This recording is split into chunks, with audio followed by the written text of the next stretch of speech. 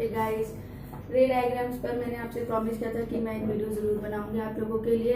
जब मैंने sign conventions आपके साथ डिस्कस किए थे, आज हम रे डायग्राम्स के क्वेश्चंस डिस्कस करेंगे।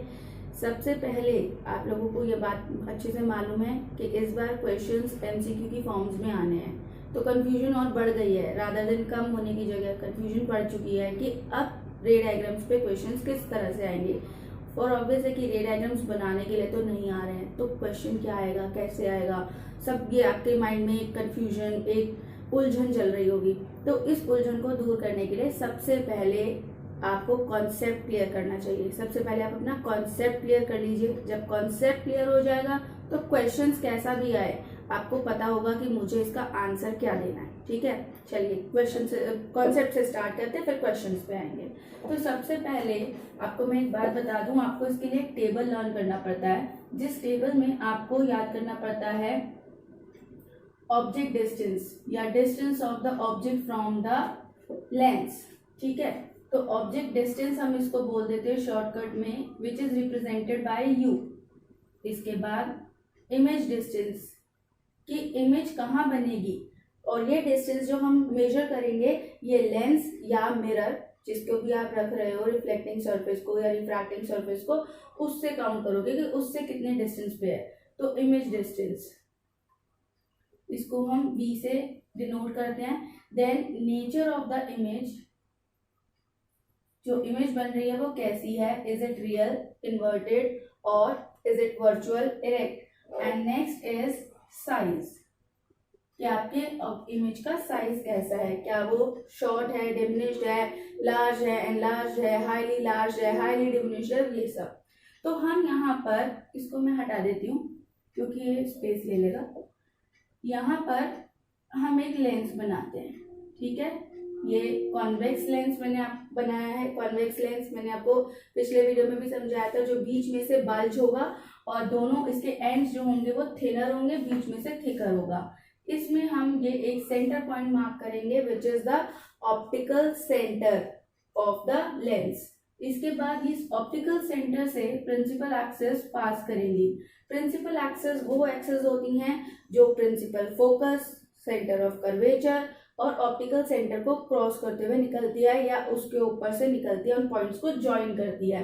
अब ये भी मेरा एक रिफ्रैक्टिंग सरफेस है और ये भी एक रिफ्रैक्टिंग सरफेस। अब देख रहे हैं ये एंड ये दोनों रिफ्रैक्टिंग सरफेसेस हैं।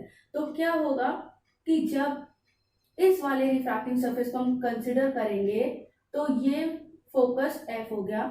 इसको कई बुक्स में 2f लिखते हैं, कई बुक्स में c लिखते हैं, तो कंफ्यूजन की कोई बात नहीं है। 2f या c एक ही बात है, क्योंकि सेंटर ऑफ कर्वेचर जो होता है वो इस फोकल लेंथ के डबल होगा। ये यानी ये जो लेंथ है मेरी ऑप्टिकल सेंटर से फोकस के बीच की जो लेंथ है उसको हम बोलते हैं फोकल लेंथ, और फोकल लेंथ से सेंटर ऑफ कर्वेचर के बीच की जो लेंथ होती है ये दोनों लेंथ इक्वल होती हैं। जितनी लेंथ ये है उतनी लेंथ ये है।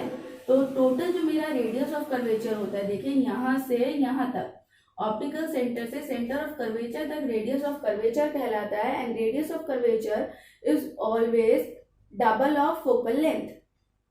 Radius of curvature is double of focal length, or we can say that focal length is half of radius of curvature. ठीक है, तो ये f या 2f लिखा जाता है। ये 2f को हम c भी लिख सकते हैं। सो इट डजेंट मैटर कि आप c लिख रहे हो या 2f लिख रहे हो, पर अब की बार आपको ये सब चीजें पिक्चर में दी जाएंगी, अपने क्वेश्चन पेपर में फिगर्स की फॉर्म में दी जाएंगी। सो डोंट गेट कंफ्यूज कि हम तो c यूज करते थे या 2f कैसे आ गया, या 2f यूज करते थे c कैसे आ गया। ठीक है, तो ये एक ही चीज है, ये मैंने आपको यहाँ पे बात बता दी। सिमिलरली इस वाले रिफ्रैक्टिंग सरफेस का भी यहाँ पे हम एक फोकस f डैश कह देंगे एंड ये 2f डैश, और we can say it c dash ये बनाएंगे। जितना फोकल लेंथ यहाँ होगा उतना ही फोकल लेंथ यहाँ होगा, जितना रेडियस ऑफ कर्वेचर यहाँ का होगा उतना ही रेडियस ऑफ कर्वेचर यहाँ का होगा। अभी तक हम इसी चीज को कंसिडर करके चल रहे हैं कि जो हमारी लेंस हमें दी गई है it's a bifocal lens, bifocal plus by convex lens. यहाँ पे बाय कॉन्वेक्स लेंस है, मतलब जो दोनों मेरे कॉन्वेक्स वाले जो रिफ्रैक्टिंग सरफेसेस हैं इन दोनों का focal length, centre of curvature, ये सब इक्वल है। ठीक है, ये अभी क्लास 10th में हमको यही पढ़ना है। इसके बाद अब आप याद कैसे रखेंगे? कई बच्चों को ये क्वेश्चन डाउट हो रहा है या माइंड में आ रहा है कि कैसे इतने सारे टेबल को याद रखें, 6 केसेस हैं, 6 केसेस को कैसे याद रखें? तो इसके लिए आप 6 केसेस के लिए मैं आपको एक हिंट बताती हूँ आपको कैसे याद रखना चाहिए। फर्स्ट इज कि आप यहाँ पे ये सोच लीजिए कि जैसे आपका ऑब्जेक्ट दूर है, आपकी इमेज पास बनेगी। बस पहले एक ये चीज अगर आपने अपने माइंड में सेट कर ली और ये इस तरह की आपने एक फिगर बना ली, rough hand figure, no need to use proper scales and proper pencils वगैरह, आप रफ हैंड फिगर बना लीजिए विद योर पेन। और ये चीज अगर आप ये याद कर लोगे तो आपको सारे के सारे केस इजीली याद हो जाएंगे। फर्स्ट इज कि आपका ऑब्जेक्ट बहुत दूर कहीं रखा है। नाउ दैट बहुत दूर का मतलब होता है इन्फिनिटी, फिजिक्स में उसको हम बोलते हैं इन्फिनिटी। तो मेरा ऑब्जेक्ट इन्फिनिटी पे रखा है, तो object is at infinity. Infinity के लिए मेरे पास एक सिंबल होता है ये। तो अगर मेरा ऑब्जेक्ट इन्फिनिटी पे है तो मेरा जो इमेज बनना चाहिए वो बनना चाहिए फोकस पे। बस आप एक ये वाली पॉइंट को अगर याद कर लोगे ना, आपको बहुत आसान लगेगा बाकी काम। तो अगर आपका ऑब्जेक्ट इन्फिनिटी पे है, आपका इमेज फोकस पे बनेगा, नेचर उसका रियल एंड इन्वर्टेड बनेगा, क्योंकि जब भी रियल इमेज बनती है वो इन्वर्टेड होती है और रियल इमेज तब बनती है जब रेज एक्चुअली मीट होती हैं। साइज इसका कैसा होगा? Very small, you can say highly diminished, बहुत ही छोटा। ठीक है, सेकंड केस। अब देखिए आपकी ऑब्जेक्ट जो है वो पास आती जाएगी, लेंस के पास आता जाएगा आपका ऑब्जेक्ट और इमेज लेंस से दूर होता जाएगा। अब आपको ये याद रखना है, ऑब्जेक्ट पास आता जा रहा है, इमेज दूर जाता जा रहा है। तो अब मेरा सेकंड जो स्पॉट आया जहां पर मेरे ऑब्जेक्ट को प्लेस करना चाहिए मुझे, वो हो गया बियॉन्ड सी या बियॉन्ड 2F। बियॉन्ड मतलब पीछे, तो 2C या 2F के पीछे अगर मेरा ऑब्जेक्ट है, सॉरी C या 2F के पीछे अगर मेरा ऑब्जेक्ट है तो मेरी इमेज देखिए, इमेज के लिए जो नेक्स्ट स्पॉट आएगा वो आएगा between F dash and 2F dash. F dash and 2F dash के बीच में मेरा इमेज बनेगा। इसको थोड़ा सा क्लियरली लिख देते हैं, between F dash and 2F dash मेरी इमेज बनेगी, रियल एंड इन्वर्टेड बनेगी, इस बार भी डिमिनिश्ड बनेगी, छोटी बनेगी। Now arises the third case. अब मेरे ऑब्जेक्ट के लिए जो थर्ड स्पॉट है वो है 2F या एट C और I can say at 2F। This is the important case, this is the highlight case. जैसे फिल्मों में होता है ना, एक पर्टिकुलर टाइम आता है जब आपको लगता है ये ही टाइम है हमारे पिक्चर में, आपको टर्निंग पॉइंट आ गया है, तो ये टर्निंग पॉइंट है। क्यों टर्निंग पॉइंट है इसे डिस्कस करते हैं। जब आपका ऑब्जेक्ट 2F पे है तो आपका इमेज के लिए अभी जो नेक्स्ट स्पॉट बनता है वो 2F बनता है, तो इमेज भी बनेगी एट 2F डैश और we can say C dash, और इमेज बनेगी रियल एंड इन्वर्टेड, और अब की बार सेम साइज की बनेगी, same size as the object. ठीक है, तो जितना बड़ा मेरा ऑब्जेक्ट था उतनी ही बड़ी मेरी इमेज बनी है। और ये हाईलाइट पॉइंट क्यों था? क्योंकि इसके आगे अब मेरी इमेज बड़ी बनती चली जाएंगी, मेरी इमेज का साइज बड़ा होता जाएगा। एंड ये ही पॉइंट पे सबसे ज्यादा क्वेश्चंस पूछे जाते हैं। कैसे?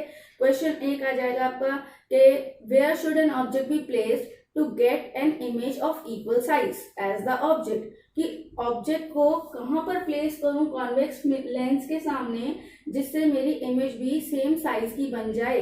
तो the object must be placed at 2F या C, जो भी इसमें 2F का अगर ऑप्शन दे रखा है तो 2F या C का ऑप्शन दे रखा है तो C को आप मार्क कर देंगे कि सेंटर ऑफ कर्वेचर पे। ठीक है, या वो ये पूछ सकते हैं कि if the object is placed at centre of curvature from the lens, convex lens, where should the object image be formed and what should be the size of the image. तो image should be formed at center of curvature on the other side of the lens and the size of the object image is same as that of the object। ठीक है, तो ये एक highlight या star point है।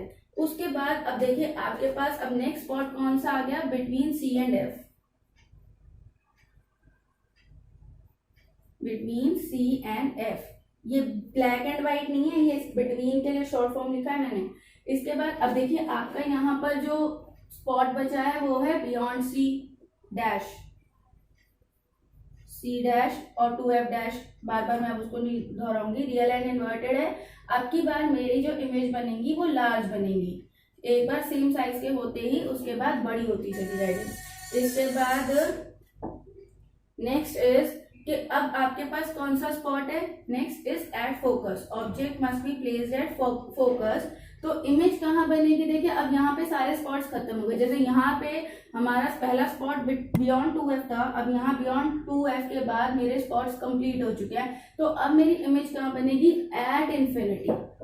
ठीक है, तो if the object is at focus the image will be formed at infinity, it will be real and inverted and it will be highly enlarged. अब देखिए first case and this fifth case, they both are opposite to each other. First case में उन्होंने मुझसे बताया था कि मेरा object अगर इन्फिनिटी पे होगा तो इमेज फोकस पे बनेगी, अब की बार अगर मेरा ऑब्जेक्ट फोकस पे है तो इमेज इन्फिनिटी पे बनेगी। Nature of the image will remain the same, real and inverted, पर साइज चेंज हो गया। देखिए वहां पे हाईली डिमिनिश था, यहाँ पे हाईली एनलार्ज हो गया या एनलार्ज हो गया। ठीक है, तो यहाँ पर बस साइज का अंतर आया है, बाकी ये दोनों चीजें रिवर्स हो गई हैं।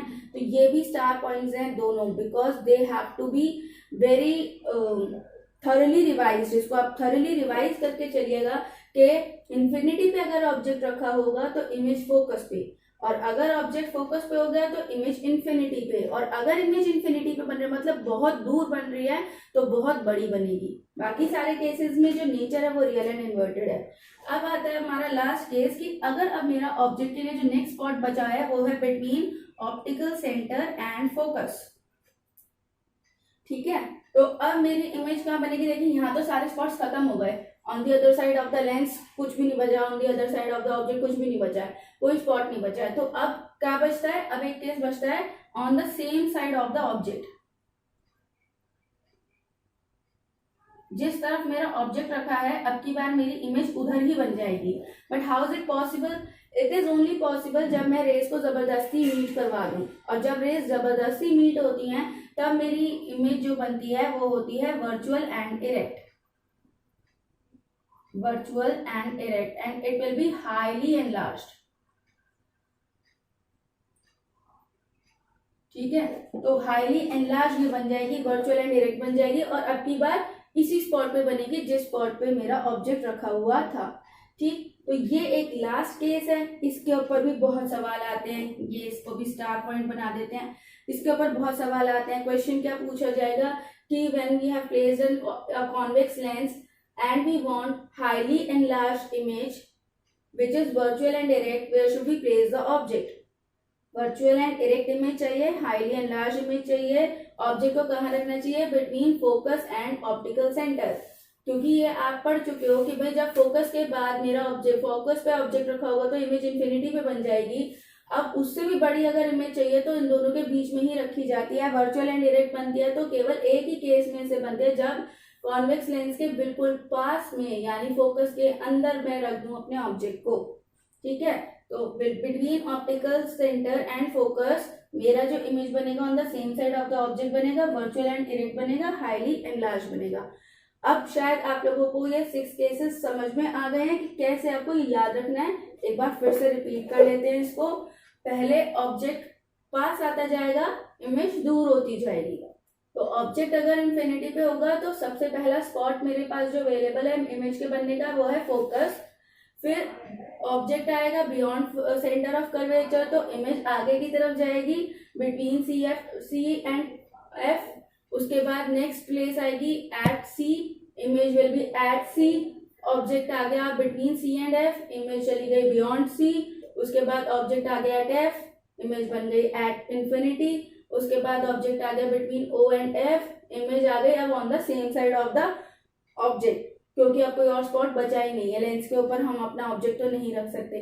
और क्वेश्चन मैंने आपको बता दिया कहाँ से कैसे कैसे क्वेश्चंस आएंगे। रे डायग्राम्स बनाने के लिए पॉसिबिलिटी यही है कि नहीं आएंगे, लेकिन ये हो सकता है कि आपसे वो इससे रिलेटेड भी क्वेश्चंस पूछ रहे हैं। ये टेबल आपको अच्छे से तैयार करके चलना चाहिए, क्योंकि वो क्वेश्चन पूछेंगे। एक तो जैसे ये मैंने बता दिया आपका स्टार पॉइंट, एक ये आपका स्टार पॉइंट है, ये स्टार पॉइंट है। इसमें नेचर ऑफ इमेज पूछ सकते हैं, साइज पूछ सकते हैं, और इसमें वो पूछ सकते हैं क्वेश्चन आपसे ये कि अगर कॉन्वेक्स लेंस लगाया हुआ है तो हम अपना ऑब्जेक्ट कहाँ प्लेस करें ताकि हमको एक real inverted and bigger image मिले। तो we should place at focus of the object. ठीक है, तो ये सारे कुछ क्वेश्चंस हैं जो इस टॉपिक से रिलेटेड मुझे लगता है कि आपको करके चलने चाहिए अपने एग्जाम्स के लिए। और ये केसेस आप इस तरह से याद कर सकते हो। इसको बनाने में कोई ज्यादा हार्ड एंड फास्ट रूल नहीं है कि हाँ भाई स्केल पेंसिल लेके बैठना है।